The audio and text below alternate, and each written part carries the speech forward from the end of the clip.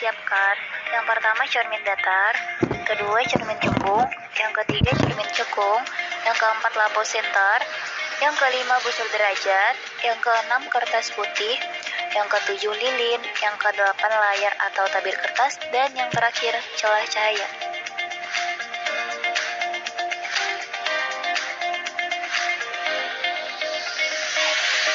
Untuk cara kerjanya, yang pertama, susunlah lampu senter dan celah cahaya di depan cermin datar seperti gambar 7.1.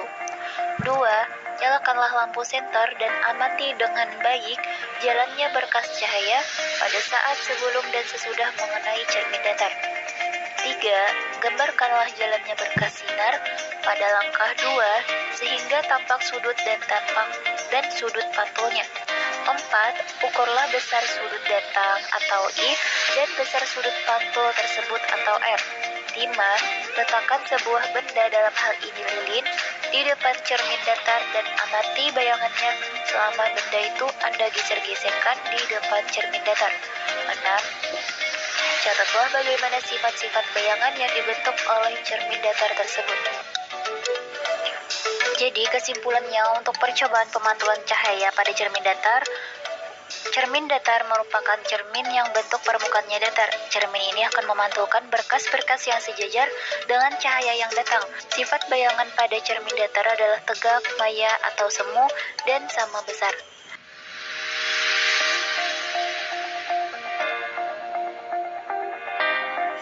Untuk cara kerjanya, yang pertama, susunlah alat seperti gambar 7.2. 2. Nyalakanlah lilin dan amati dengan baik jalannya berkas cahaya pada saat sebelum dan sesudah mengenai cermin cembung.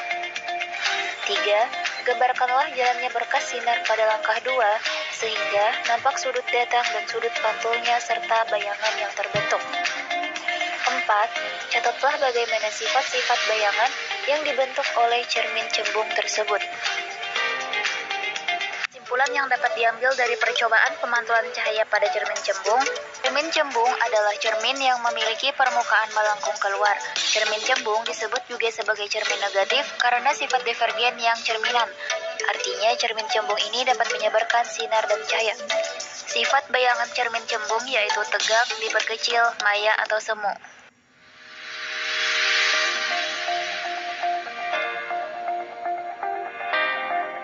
Untuk cara kerjanya, yang pertama, susunlah alat seperti gambar 7.3. 2. Nyalakanlah lilin dan amati dengan baik jalannya berkas cahaya pada saat sebelum dan sesudah mengenai cermin cekung. 3. Gambarkanlah jalannya berkas sinar pada langkah 2 sehingga tampak sudut datang dan sudut pantulnya serta bayangan yang terbentuk. 4. Catatlah bagaimana sifat-sifat bayangan yang dibentuk oleh cermin cekung tersebut. 5. Aturlah jarak benda atau letak layar agar pada layar terbentuk bayangan yang jelas dan tajam. Selanjutnya, ukur jarak benda dan jarak bayangan. 6. Jika benda di depan cermin cekung terus digeser menjauhi cermin, maka pada jarak tertentu bayangan benda akan menghilang atau tidak tampak. Ukur jarak benda dari cermin cekung pada keadaan tersebut. Kesimpulan percobaan pemantulan cahaya pada cermin cekung. Cermin cekung adalah cermin yang memiliki bentuk melengkung ke arah dalam. Cermin cekung ini tidak menghasilkan bayangan yang sejajar. Proses pemantulan cahayanya pun terjadi saat cahaya yang dipantulkan mendekati titik fokus cermin. Sifat bayangan cermin cekung sebenarnya tergantung pada letak benda. Pertama, jika benda diletakkan di ruang 1, bayangan akan bersifat maya, tegak, dan diperbesar. Kedua, jika benda diletakkan di ruang 2, bayangan akan bersifat nyata, terbalik, dan diperbesar. Ketiga, jika diletakkan di ruang 3, bayangan akan bersifat nyata, terbalik, dan diperkecil.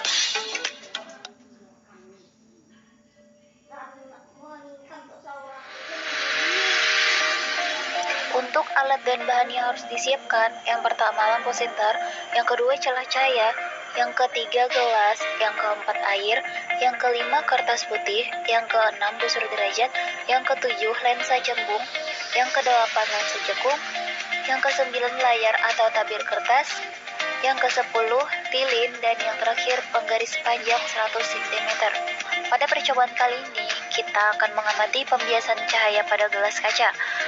Untuk cara kerjanya yang pertama, susunlah lampu senter, cahaya cahaya, dan gelas yang diisi oleh air. B.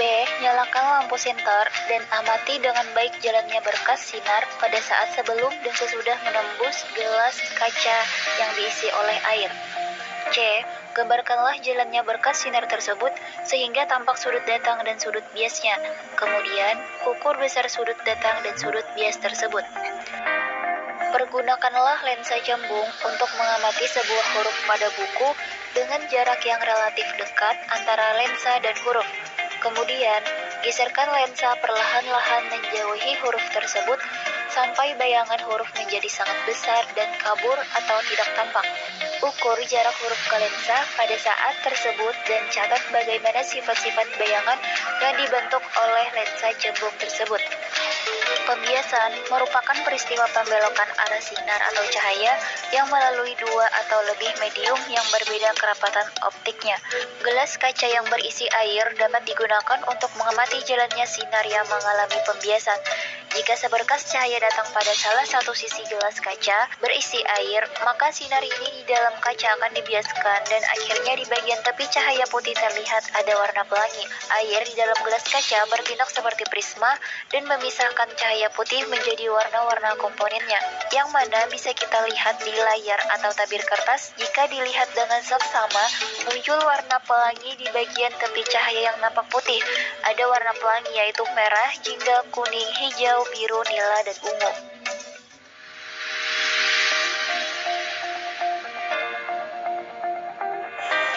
Untuk cara kerjanya, yang pertama, susunlah lensa cembung, layar, lilin, dan penggaris panjang seperti gambar 7.5 berikut. B. Atur letak lilin dan lensa cembung agar diperoleh bayangannya lilin paling tajam pada tabir.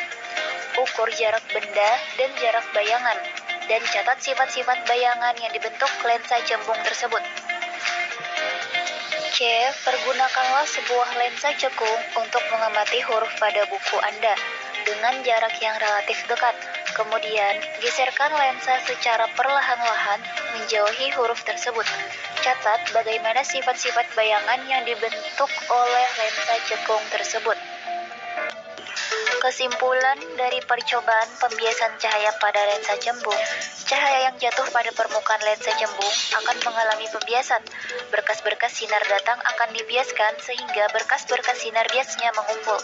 Lensa cembung bersifat konvergen atau mengumpulkan sinar-sinar yang dibiaskan pada satu titik. Sifat bayangan yang terbentuk pada lensa cembung ada dua. Semua bayangan maya yang dibentuk lensa cembung selalu tegak terhadap bendanya, dan semua bayangan nyata yang dibentuk lensa cembung pasti terbalik terhadap bendanya.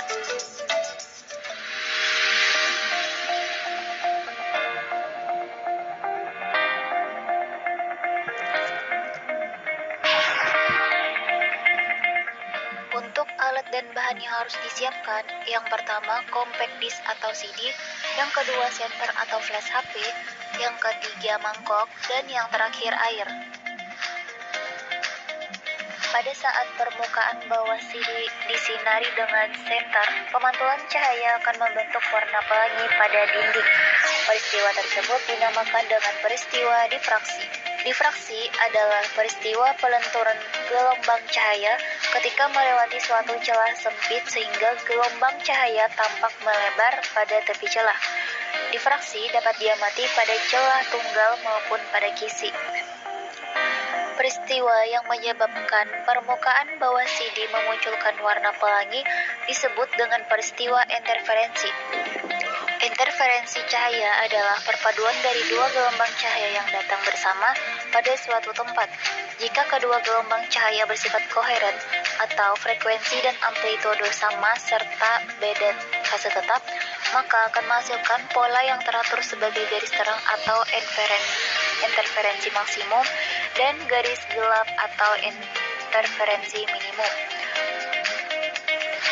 Untuk cara kerjanya, masukkan CD ke dalam mangkok yang berisi air, kemudian sinari menggunakan senter, maka akan mengeluarkan cahaya pelangi pada layar atau tabir kertas.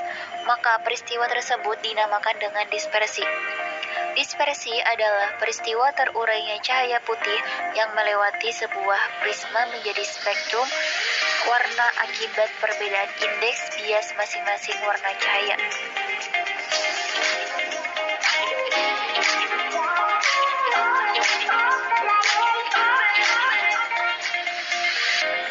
Untuk tujuannya yang pertama, menentukan jarak titik api atau F lensa cembung. 2. Menentukan kekuatan lensa cembung atau P.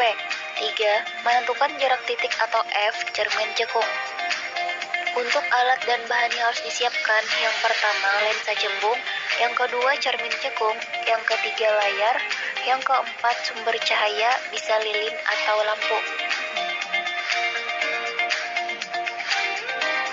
Untuk cara kerjanya, yang pertama, susunlah lensa pada dudukannya dan letakkan di antara layar dan sumber cahaya seperti gambar 7.7. B.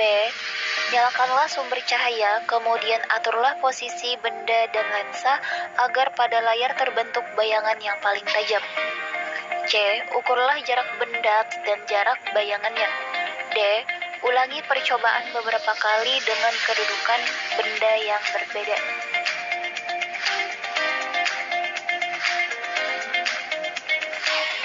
Cara kerjanya yang pertama, susunlah alat seperti gambar 7.8.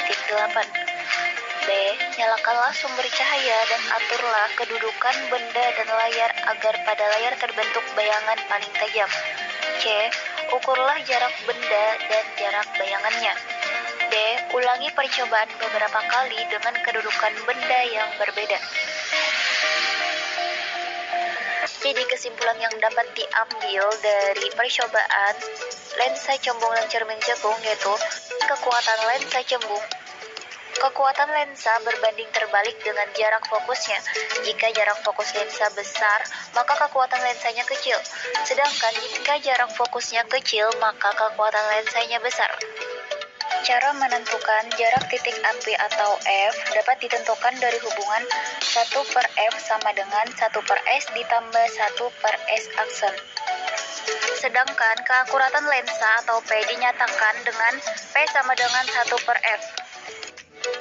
Lensa cembung merupakan lensa positif karena sifatnya memfokuskan cahaya yang datang padanya, sehingga sifat-sifat bayangan benda yang dibentuk oleh lensa cembung sama dengan cermin cekung.